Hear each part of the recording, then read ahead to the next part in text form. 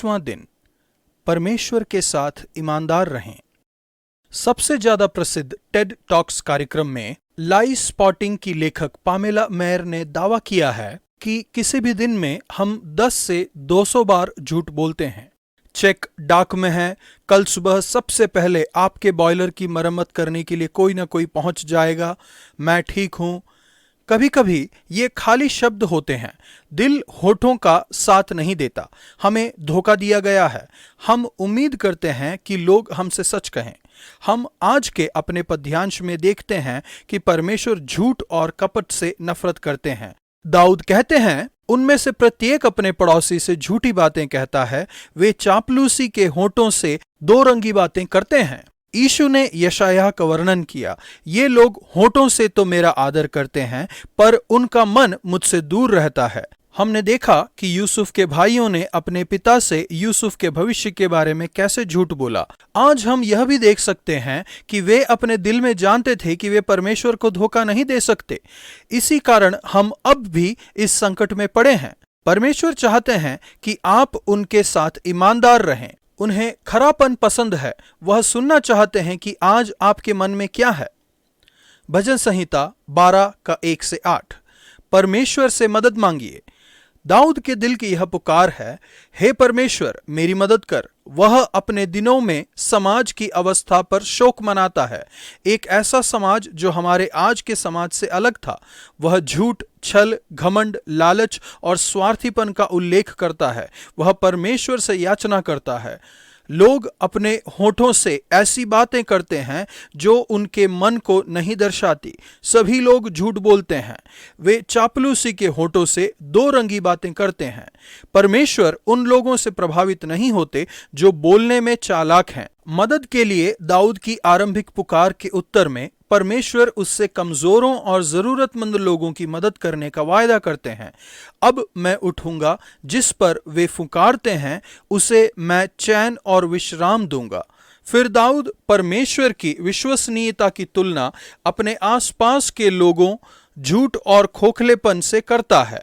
परमेश्वर का वचन पवित्र है, उस चांदी के समान जो भट्टी से मिट्टी पर ताई गई और 7 बार निर्मल की गई हो। यह उसे विश्वास दिलाता है कि उसके चारों तरफ छल और कपट के बावजूद भी परमेश्वर उन्हें बचाएंगे और उनकी रक्षा करेंगे। तू ही, हे परमेश्वर, उनकी रक्षा करेगा, उनको इस काल के लोगों से सर्वदा के लिए बचाए रखेगा। हे प्रभु, मदद कर। दिन के आरंभ में यह एक उत्तम प्रार्थना है। जब आप परमेश्वर से कहते हैं कि आप जिन बातों में शामिल हैं उनमें वह आपका मार्गदर्शन करें। प्रभु मेरी मदद कर। यह परमेश्वर को उन सारी बातों में लाता है जिनमें आज आप शामिल होंगे। नया नियम मत्ती 14 का 22 से 15 के 9 तक। तूफान में परमेश्वर से बात करते रहें। यीशु को प्रार्थना करने के लिए दूर एकांत में जाना अच्छा लगता था। वह प्रार्थना करने के लिए अलग पहाड़ पर चढ़ गया। जब आप परमेश्वर के साथ अकेले होते हैं तो आप उनसे ईमानदारी से और अपने दिल की गहराई से बात कर सकते हैं। परमेश्वर के साथ यीशु की घनिष्ठता के कारण वह पानी पर चल सके। उन्होंने पतरस को भी ऐसा करने के लिए प्रोत्साहित किया, लेकिन जब पतरस ने आंधी को देखा तो वह घबरा गया। मैं जानता हूं उसे कैसा लगा होगा। कभी कभी जब चीजें गलत हो जाती है तो हम अपना ध्यान यीशु पर से हटा लेते हैं। जब मैं अपनी आसपास की स्थिति पर ध्यान केंद्रित करता हूं तो मैं डूबने लगता हूं। इन सब के बीच पतरस ने घबराकर प्रार्थना की, हे प्रभु मुझे बचा। हालांकि यह घबराहट में की गई प्रार्थना है, पर यह दिल की पुकार भी है। यीशु ने तुरंत हाथ बढ़ाकर उसे थाम लिया। जब मैं घबराहट में की गई प्रार्थना को फिर से देखता हूं जो मैंने की थी, तो उसमें से किसी प्रार्थना का उत्तर देखकर आश्चर्य होता है। जब यीशु और पतरस नाव में फिर से चढ़े तो आंधी थम गई, और जब वे नाव पर चढ़ गए तो हवा थम गई। इस पर जो नाव पर थे उन्होंने उसे यीशु को दंडवत करके कहा, सचमुच तू परमेश्वर का पुत्र है। इस घटना के अंत में सभी शिष्यों ने दिल से आराधना की। यह असाधारण है। अद्वैतवादी यहूदी जो आज्ञाओं को जानते थे कि उन्हें केवल परमेश्वर की आराधना करनी है, उन्होंने यीशु की आराधना की। वे जान गए कि यीशु ही परमेश्वर के पुत्र हैं। वास्तव में जब यीशु पानी पर चल रहे थे तो शिष्यों के लिए उनके पहले शब्द यह थे, ढाढ़स बांधो, मैं हूं, डरो मत। मैं हूं, यह पुराने नियम में परमेश्वर का नाम है। यीशु शिष्यों को और हमें कह रहे हैं कि वही महान मैं हूं परमेश्वर हैं, इसलिए डरने की जरूरत नहीं है। आज आप चाहे किसी भी परिस्थिति में हैं, यह सबसे बड़ा आश्वासन है कि सब कुछ यीशु के नियंत्रण में है। शायद आपको इस बात से शांति नहीं मिल रही होगी कि यीशु आपके जीवन में क्या कर रहे हैं और क्यों कर रहे हैं, लेकिन आपको इस बात से अवश्य शांति मिलेगी कि उनका नियंत्रण कायम है।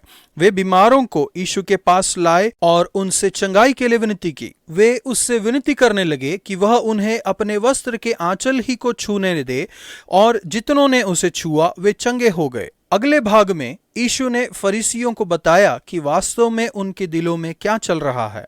यह उनके शिष्यों द्वारा चली आ रही प्रथा को तोड़ने से शुरू होता है, लेकिन यीशु स्थिति ही बदल देते हैं। वचन स्पष्ट रूप से कहता है कि हमें अपने परिवार की देखभाल करने को ज्यादा प्राथमिकता देनी चाहिए, खासकर अपने माता पिता की। फरीसियों ने गलत कारण बताया था कि वे क्यों अपने माता पिता की देखभाल नहीं करते। वे कहते थे कि उनके माता पिता को उनसे जो कुछ लाभ पहुंच सकता था वह परमेश्वर को भेंट चढ़ाई जा चुकी है। यीशु उन पर कपटी होने का दोष लगाते हैं। कपटी शब्द का अर्थ है जो नाटक में मुखौटा लगाता है। वे होठों से तो परमेश्वर का आदर करते थे, लेकिन वास्तव में उनका मन मुझसे दूर रहता है। परमेश्वर आपके होठों के बजाय आपके दिल को ज्यादा महत्व देते हैं। प्रभु, आज मैं आपकी आराधना परमेश्वर के पुत्र के रूप में करता हूं। धन्यवाद कि मुझे डरने की जरूरत नहीं है। जब चीजें गलत हो रही हों तब मैं आपसे बात कर सकता हूं और आप मेरी प्रार्थना को सुनेंगे। पुराना नियम उत्पत्ति 41 का 41 से 42 के 38 तक। अपने दिल के गहराई से परमेश्वर से कहें, यूसुफ का अंत अच्छा हुआ, परंतु शुरुआत बुरी थी। वह एक गड्ढे में और कैद में था, लेकिन अंत में वह एक राजमहल में पहुंचा। बाइबल में अन्य लोगों की तरह यीशु यूहन्ना बपतिस्मा देने वाले, यहेजकेल और याजक और मंदिर में सेवा करने वाले लेवीय, गिनती 4 देखें। यूसुफ ने अपने जीवन में 38 की उम्र में काम करना शुरू किया। उस समय तक यूसुफ प्रशिक्षण में था। अब उसे पूरे मिस्र देश का अधिकारी बनाया गया है। इन सब परेशानियों के बीच परमेश्वर ने यूसुफ के दिल को देखा। 17 और 30 साल के बीच 13 सालों तक यूसुफ को आश्चर्य हो रहा होगा कि परमेश्वर उसके साथ क्या कर रहे हैं। उसे बहुत तिरस्कार, परेशानी, अन्याय, कैद, निराशा और अन्य परेशानियों का सामना करना पड़ा, लेकिन इन सब के द्वारा परमेश्वर उसे पूरे मिस्र का अधिकारी बनाने के लिए तैयार कर रहे थे। परमेश्वर जानते थे कि उस पर भरोसा किया जा सकता है क्योंकि उसका दिल सही था। यह ज्यादा मायने रखता है, इसलिए नहीं कि आप संघर्ष के दौर में हैं या आशीष के दौर में हैं, लेकिन क्या आप प्रभु के करीब रहकर उनके साथ अपने दिल से बात कर सकते हैं। यूसुफ ने अपने 2 बच्चों का नाम मनश्शे, परमेश्वर ने मेरा सारा क्लेश भुला दिया है, और एप्रेम, परमेश्वर ने फलाया फुलाया है, रखा। मनश्शे और एप्रेम, इन दोनों नामों में समानता यह है कि परमेश्वर ने मुझे बनाया है। कष्ट मनश्शे और सफलता एप्रेम, दोनों समयों में यूसुफ मानता है कि परमेश्वर का संपूर्ण नियंत्रण है। क्लेश के समय में अपने दिल को कड़वा ना होने दें, ना ही सफलता के समय में घमंडी। जान लीजिए कि परमेश्वर आपके जीवन और आपकी स्थिति से भी श्रेष्ठ हैं। यूसुफ की तुलना में उसके भाइयों को अपने कपट और दुष्टता में जीना पड़ा, क्योंकि जब उसने हमसे गिड़गिड़ा के विनती की तो भी हमने यह देखकर कि उसका जीवन कैसे संकट में पड़ा है, उसकी न सुनी। इसी कारण अब भी हम संकट में पड़े हैं। तब उनके जी में जी न रहा, लेकिन तब उन्होंने अपने होठों से कहा, हम सीधे लोग हैं।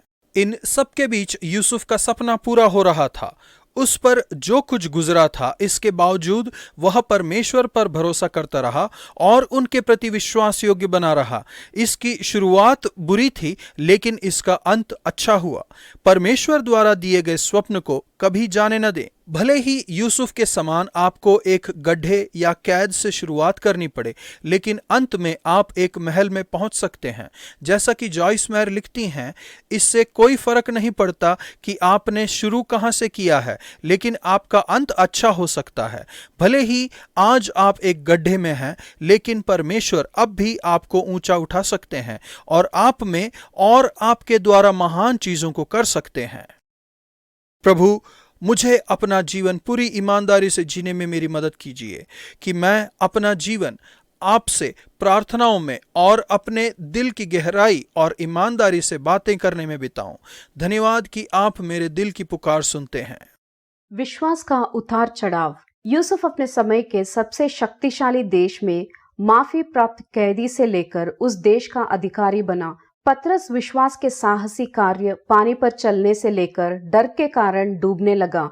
यूसुफ अचानक हुकूमत में आने के लिए तैयार था। उसने हजारों जीवनों को भुखमरी और आर्थिक नुकसान से बचाया। हमें यूसुफ के जैसे और भी लोगों को उठाना है जो बचाव योजना में कुशलता प्राप्त नेता हो। आज का वचन, यीशु ने तुरंत उनसे बातें की और कहा, ढाढ़स बांधो, मैं हूँ, डरो मत। मत्ती 14 का 27।